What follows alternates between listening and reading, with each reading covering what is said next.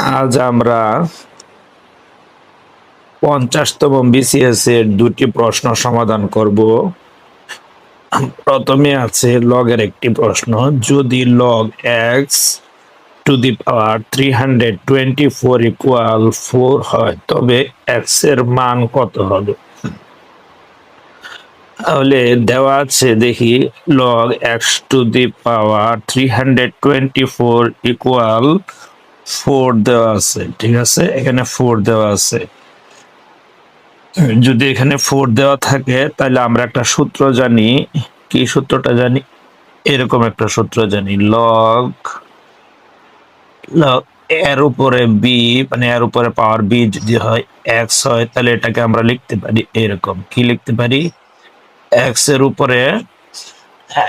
উপরে আপনার এই যে এইটা উঠে, এটা এক্স এর উপরে উঠে আর পাওয়ারটা চলে যায় এভাবে। তাহলে আমরা এটাকে লিখতে পারি বা তাহলে এই যে এক্স এর উপরে আমরা কি লিখতে পারি? এই যে 4 লিখতে পারি। ঠিক আছে, এক্স এর উপরে 4 লিখতে পারি, আর এখানে যে 300 পাওয়ারটা এইদিকে চলে যাবে 324। এটা কিন্তু লগের সূত্র।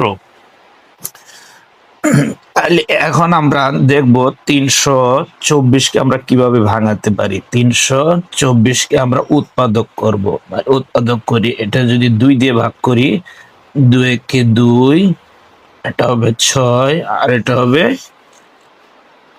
2। সেম এটারে যদি 2 দিয়ে ভাগ করি, 2 8 16, 2 একে 2। এখন এটাকে 3 দিয়ে ভাগ যাবে, 3 দিয়ে যাইলে 3 2 হবে 6, 3 7 হবে 21। এবার 3 দিয়ে দিই, 3 9 হবে, এটা যে আমরা 3 দিয়ে দিই, এটা হবে 3। তাহলে আমরা পাইলাম 2 এর উপরে হবে স্কয়ার, আর এটা হবে এখানে হবে 3 এর উপরে 4। কিন্তু দেখেন, আমার কিন্তু এক্স এর উপরে 4 আছে, এই দুইটার উপরে 4 বানাতে হবে। তাহলে আমরা কিভাবে 4 বানাতে পারি? আচ্ছা, আমরা এটা লিখতে পারি না, 2 গুণ 2, 2 গুণ 2 কে আমরা কিভাবে পাওয়ার বানাবো? মনে রাখবেন, একটা 2 এর জন্য, অর্থাৎ একটা 2 এর জন্য দুইটা রুট হয়। এই যে 2√2, এটা একটা 2 এর জন্য এই দুইটা রুট। তাহলে আরেকটা 2 এর জন্য আরেকটা রুট, আরেকটা রুট।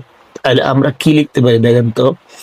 আমরা লিখতে পারি, এটার উপরে যদি পাওয়ার 4 দেই তাহলে কিন্তু আমাদের কাজটা হয়ে যাচ্ছে। তাহলে আমরা লিখতে পারি বা